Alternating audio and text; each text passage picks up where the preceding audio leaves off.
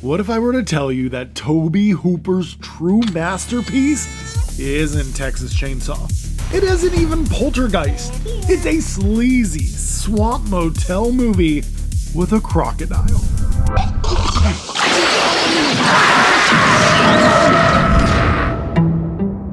Okay. Before you click off this video and unsubscribe and all that jazz, let's start off with a proper introduction. How do you do? Come on in. Even non-horror fans love and appreciate the brilliance of the Texas Chainsaw Massacre. Released in 1974, this gritty, rustic, low-budget horror masterpiece introduced the world to director Tobe Hooper, and he made Leatherface one of the true horror elites. Leatherface in that universe still turn heads to this day with new releases. It sits firmly in the cultural zeitgeist as an absolute legend, and Hooper quickly became one of horror's most respected directors. The Texas Chainsaw Massacre, its sequel, Salem's Lot, The Funhouse, Poltergeist, and that's just scratching the surface of his amazing career. He's literally a master of horror.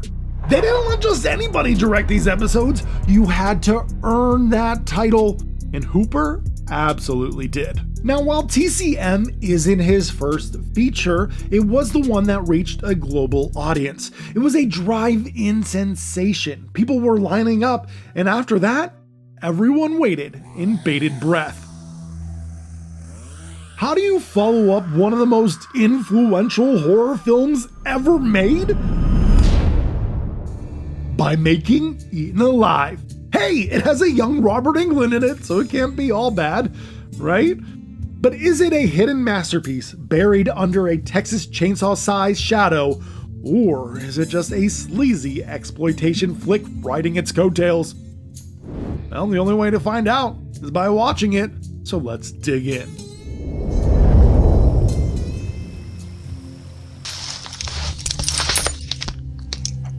The film opens with Robert Englund playing Buck, a man who likes to fuck. Name's Buck. I'm raring to fuck. He's visiting a reluctant sex worker. It's a really uncomfortable scene. He tries to force himself onto her. Buck wants what he pays for, but she resists. Now the house madam intervenes, and honestly, you feel bad for this girl. She came here looking for work, but not that kind of work. So, she's fired. Tough break, kid. Before she leaves, a friend gives her some money and tells her to stay at the Starlight Inn. And this is where we meet Judd, the innkeeper. A strange, sweaty, twitchy man who immediately gives off this classic Hooper energy. You know the type, the kind of guy who talks too long and stares a little too hard. He rambles on about the crocodile in the swamp, says it's faster than an alligator, says it'll eat anything. Anything. What is this movie? Is it Psycho meets Jaws with the grime of Texas Chainsaw? If so, I'm in. Judd soon realizes that she's one of those brothel girls, and he forces himself onto her. She fights back, and they tumble down the stairs. There's a desperate escape sequence where she tries to crawl out from under him while he's passed out on top of her. And just when you think she's gonna make it, Judd wakes up. And holy crap! In this one scene alone, we get more on-screen blood than the entirety of the Texas Chainsaw Massacre. For 1976? That's impressive. And then, when it's all said and done, he feeds her body to the crocodile. Nice. This is where the colors explode, and it punches you right in the face with deep reds and pinks, and I love it when horror films aren't afraid of color. Thank you, Tobe. Thank you. After that, the movie becomes a nightmare carousel of unfortunate guests. A family shows up with their little yappy dog, which, gets eaten by the crocodile. Buck even swings by at one point to drop off some cocaine. Then an older man and his daughter arrive searching for the missing girl from the opening sequence. And Judd here, he does not handle pressure well. And that's the structure of the film. People arrive, Judd unravels, bodies drop, and the crocodile eats. Rinse and repeat. Who will survive this horror hotel?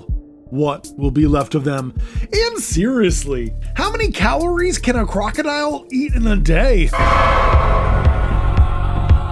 Ooh, that was eaten alive, and before I get into my thoughts, we need to get a little personal. I love the Texas Chainsaw Massacre. Now, but I didn't always. As a teenager looking for my next horror thrill, I started with A Nightmare on Elm Street, then moved on to Friday the 13th, then Halloween, slashers, blood, spectacle. Then I watched TCM, and I hated it. I wanted a slasher. TCM isn't really that. Now, people think it's violent and bloody, but most of it's implied. It's atmosphere, it's dread, it's suggestion. And teenage me did not like suggestion. Teenage me wanted carnage. You know, what Eaten Alive gives you. Violence, carnage, blood, sweat, bosoms. Teenage me would have loved this movie. But I'm not a teenager anymore. So how do I feel now that I'm ancient and old?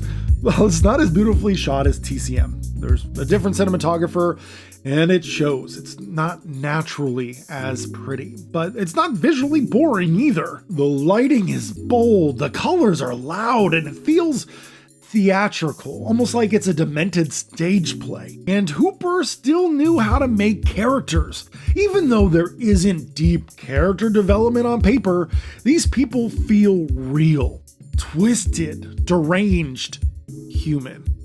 The performances are big, sweaty, unhinged, and it works. It's also worth noting that while Hooper didn't write Eaten Alive, it does share some DNA with Texas Chainsaw. TCM was inspired by Ed Gein. Eaten Alive draws inspiration from Joe Ball, the Alligator Man of Elmendorf, Texas, who allegedly fed women to his pet alligators. Different killer, same nightmare fuel. The film is mostly shot on a soundstage, and yeah, you could tell, it's obvious, but I think it aids the film rather than hurts it. Hooper describes his movies as modern fairy tales, and in that light, that artificiality kind of adds this surreal vibe.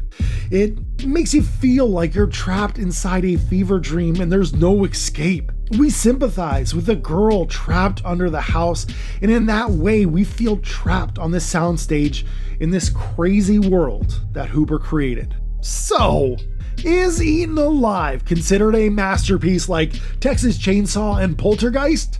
Well, mainstream audiences would say no. Critics, though, would also say no, but hardcore exploitation fans? Yeah, this might be your masterpiece. Eaten Alive is an assault on the senses, true exploitation bliss, sleazy, gritty, maybe too far at times, but it's bold, it's messy, it's mean, and in its own swamped-soaked way, it's brilliant. It feels like Hooper heard audiences saying, "We want more," after they first watched the Texas Chainsaw Massacre. They wanted more blood, more bodies, more madness.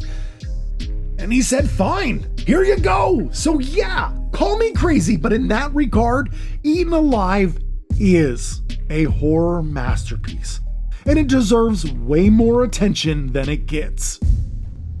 If you're diving into Tobe Hooper's career, don't skip ahead after watching the Texas Chainsaw Massacre. Pack your bags and your gator spray because you need to head down into the swamp. And that's all I have for tonight. So thank you so much for watching. Stay spooky, everyone.